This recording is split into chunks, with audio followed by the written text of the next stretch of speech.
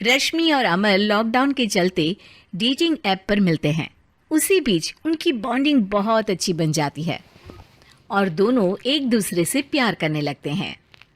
बस लॉकडाउन खत्म होते ही चट मंडी पट शादी। उससे पहले घर में बात तो कर लो। अरे माँ पापा कभी मना नहीं करेंगे। अमर की बात सुन रश्मि खुश हो जाती है। ऐसे ही दिन बीतते हैं और देखते ही देखते लॉकडाउन खुल जाता है, जिसके अगले ही दिन अमर अपने परिवार के साथ रिश्ता लेकर रश्मि के घर पहुंच जाता है।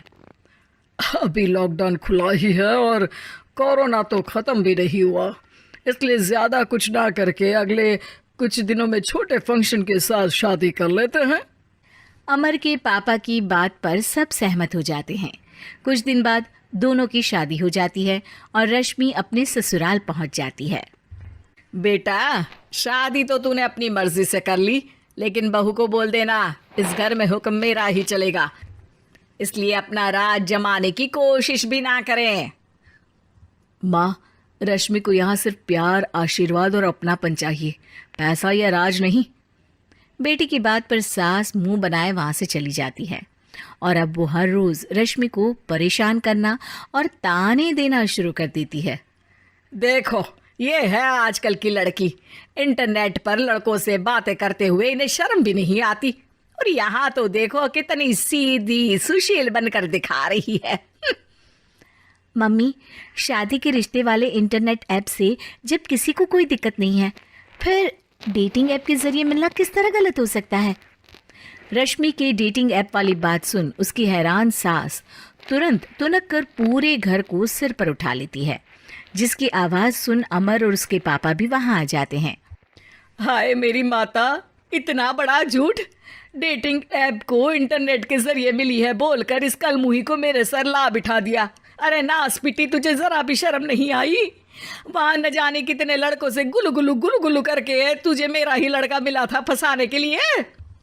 माँ, मुझे तो समझ नहीं आ रहा क्या बोले जा रही हो। डेटिंग ऐप इस्तेमाल करना कोई अपराध नहीं है, और तुम रश्मि को ऐसा कैसे बोल सकती हो?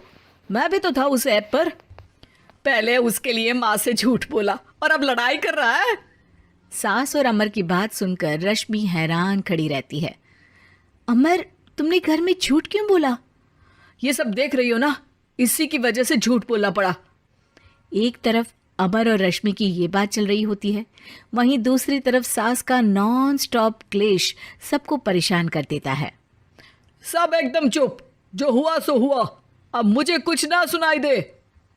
पति की बात सुन सास चुप होकर वहां से चली जाती है, लेकिन अब वो रश्मि के सिर दुनिया भर के सारे काम डालकर उसका जीना पहले से भी ज्यादा मुश्किल कर देती है।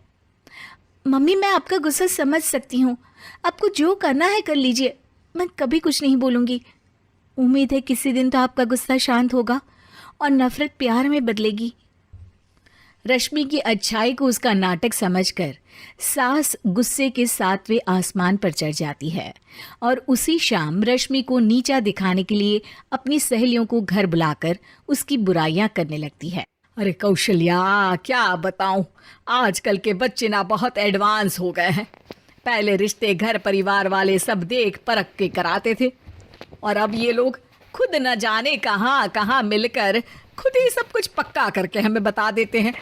लड़की का कैसा दिन धर्म, कैसा ईमान, कैसा चरित्र कुछ नहीं पता, बस प्यार किया और घर लाकर बिठा देते हैं।